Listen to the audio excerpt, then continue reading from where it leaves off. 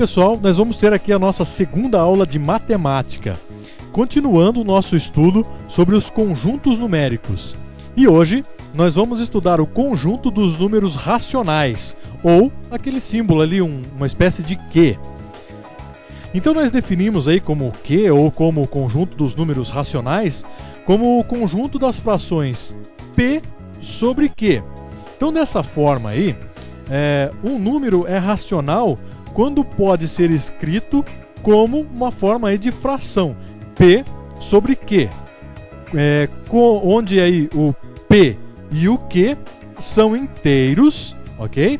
São números inteiros, e o Q é diferente de zero. O que vai no denominador tem que ser diferente de zero. Então veja, o conjunto dos números racionais compreende o quê? P sobre Q, tal que P pertença aos números inteiros, desde que P seja diferente de zero. Ou seja, o conjunto dos números racionais seria mais ou menos assim. Aqui apenas uma demonstração disso. O zero, mais ou menos 1, mais ou menos 1 meio, mais ou menos 1 terço, e assim por diante, mais ou menos 2, mais ou menos 2 terços, mais ou menos 2 quintos, e assim por diante, mais ou menos 3, mais ou menos 3 meios, mais ou menos 3 quartos, e assim por diante. Então veja, quando o Q é igual a 1, temos P sobre Q igual a P sobre 1, ou seja, P pertence aos números inteiros. Isto nos mostra, isso daí está nos mostrando que todo número inteiro é também um número racional.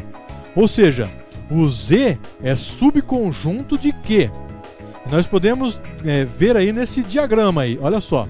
Começando pelos números naturais, que é o representado pelo N, passando pelo Z, que é o conjunto dos números inteiros, ok? E por último, os números racionais, que é o Q. Ou seja, os números naturais estão dentro dos números inteiros e os números inteiros estão dentro dos números racionais. Nós temos também alguns subconjuntos notáveis aí, as operações com números racionais. Então veja só, com relação à adição, P dividido por Q mais R dividido por S é igual a PS mais RQ dividido por QS. É o famoso tirar o mínimo. Olha só um exemplo aqui. 2 terços mais 1 meio é igual a 2 vezes 2 mais 3 vezes 1 sobre 3 vezes 2. Nós tiramos o mínimo entre 3 e 2, que vai dar 3 vezes 2. E depois nós dividimos pelo de baixo e multiplicamos pelo de cima. Por exemplo, o mínimo entre 3 e 2 é 6. 6 dividido por 3 é 2. 2 vezes 2 é igual a 4. 6 divididos por 2 é 3. 3 vezes 1 é 3. E depois nós fazemos a soma em cima ali. 4 mais 3 igual a 7 dividido por 6. A subtração funciona mais ou menos da mesma forma, olha só. P dividido por Q menos R dividido por S é igual a PS menos RQ dividido por Q vezes S. Então olha só um exemplo aqui. 2 terços menos 1 meio é igual a 2 vezes 2 menos 3 vezes 1 dividido por 3 vezes 2. Fazendo ali, tirando o mínimo, nós temos, e fazendo todo o cálculo, nós temos 4 menos 3 dividido por 6, que é igual a 1 sexto. Com relação à multiplicação, eu diria que talvez seja o mais fácil de todos. Olha só, P dividido por Q vezes R sobre S é igual a P vezes R sobre Q vezes S. Simples assim. Olha só um exemplo. 2 terços vezes 1 meio é igual a 2 vezes 1 sobre 3 vezes 2, que é igual a 2 sextos. Com relação à divisão, nós temos o seguinte. P sobre Q dividido por R sobre S é igual a P sobre Q vezes o segundo termo, nós invertemos sobre S sobre R, que é igual a PS sobre QR. Um exemplo disso daí.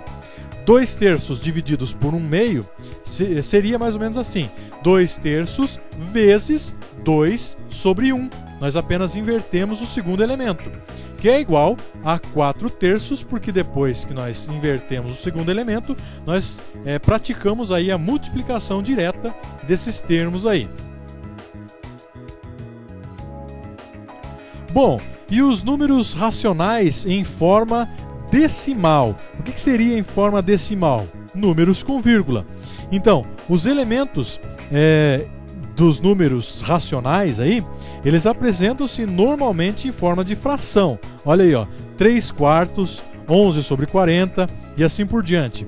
Mas existe então outra forma de representar aí esses números em forma de fração, que são as formas decimais. Então olha só como é que ficaria. 3/4 é o mesmo que 0,75. 11 sobre 40 é a mesma coisa que 0,275. Mas como é que isso funciona? Vamos ver se nós conseguimos entender. Números aí como esses, eles contêm uma representação decimal mais simples, ou seja, um número finito de algarismos. Eles são chamados de decimais exatos. Então olha só, por exemplo, a fração 3/4, para formar ela como um número decimal, nós apenas dividimos o numerador pelo denominador. Dessa forma aqui, olha só. Então, 3 dividido por 4. Bom, nós sabemos que 3 não dá para dividir por 4 diretamente. Portanto, nós colocamos um 0 logo ao lado do 3. E assim, nós temos que colocar ali no resultado o 0 e a vírgula. Agora nós conseguimos fazer esse cálculo aí, essa divisão. 30 dividido por 4 é igual a 7. 4 vezes 7, 28. 28 para chegar no 30, faltam 2. Bom, 2 eu ainda não consigo dividir por 4. Então eu acrescento mais um 0 e agora sim eu consigo dividir. 20 dividido por 4 igual a 5. 5 vezes 4, 20, que é um resultado exato. Ou seja, o 0 é o resto que nós temos ali. E o 0,75 é o valor decimal exato que nós temos nesse número 3/4, nesse número racional. Nós temos também aquilo que nós chamamos de dízima periódica. Então, como que isso acontece? Algumas vezes, aí, ao dividirmos o numerador pelo denominador de uma fração qualquer aí, nós não obtemos o resto zero em nenhuma das etapas dessa divisão aí. Então, nesse caso, o quociente da divisão representa uma repetição aí infinita de algarismos após a vírgula. Então, isso daí é o que nós chamamos de dízima periódica. Por exemplo, 11 dividido por 6. Vamos ver como é que ficaria ali. Olha só. 11 dividido por 6 é 1. 6 vezes 1, 6. Para chegar no 11, 5. E eu coloco agora um 0, porque eu não consigo mais dividir 5 por 6, e agora 50 por 6 eu consigo. Coloco a vírgula lá no meu quociente, e veja que agora 6 vezes 8, 48. Para chegar no 52. Coloco mais um 0. E agora, veja que ele vai continuar dando o número 3. 3 vezes 6, 18, para chegar no 22. Abaixo mais um 0. E assim, eu não tenho um final. Esse meu resultado, ou meu resto, ele não vai ser nulo. Ok? Então ele vai ser repetitivo. Se eu continuar fazendo a conta ali, ele vai dar infinitos números 2 como resto. E ali, no meu resultado dessa divisão, eu vou ter sempre o número 3, infinitamente. Portanto, isso é chamado de dízima periódica. Vamos ver agora o oposto, o módulo e o inverso de um número racional. Ok? Veja só. Então, nós temos aí o número racional P sobre Q. Ele chama-se então de oposto desse número, esse valor em forma negativa. Veja só, P sobre Q, o oposto dele é menos P sobre Q. Então veja alguns exemplos aqui. 7/11 o oposto dele é menos 7 sobre 11. Olha só mais um. Menos 3 quartos, o oposto desse número aí é 3 quartos. Então, um número racional e o seu oposto aí podem ser representados por pontos da reta que estão à mesma distância do zero, ok? Como mostra nesse exemplo aqui. Então veja que o mesmo menos 3 quartos, ele tem a mesma distância para o zero do que o 3 quartos. Bom, veja, dado um número racional, então, P sobre Q, o módulo dele é a distância do ponto que representa até o ponto zero. Então nós indicamos ali como módulo de P sobre Q. Então vamos ver exemplos aí.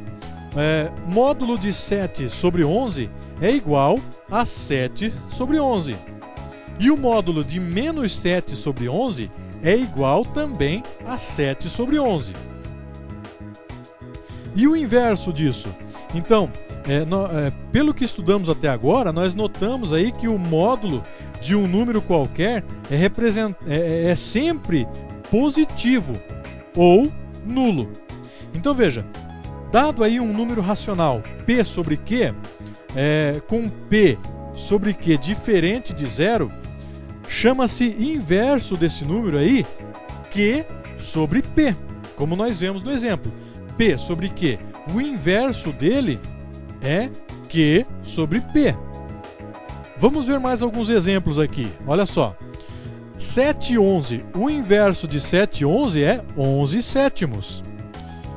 Menos 3 quartos. O inverso de menos 3 quartos é menos 4 terços. 5. O inverso do número 5 é 1 quinto. Vamos aos exercícios.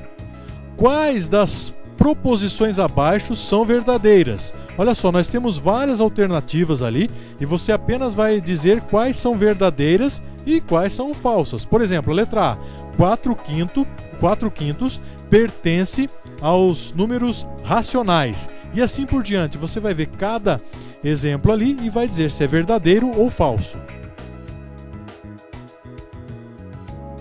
Exercício número 2. Escreva na forma decimal cada uma das frações que nós estamos vendo ali. Lembre que para fazer isso nós dividimos o numerador pelo denominador dessa fração.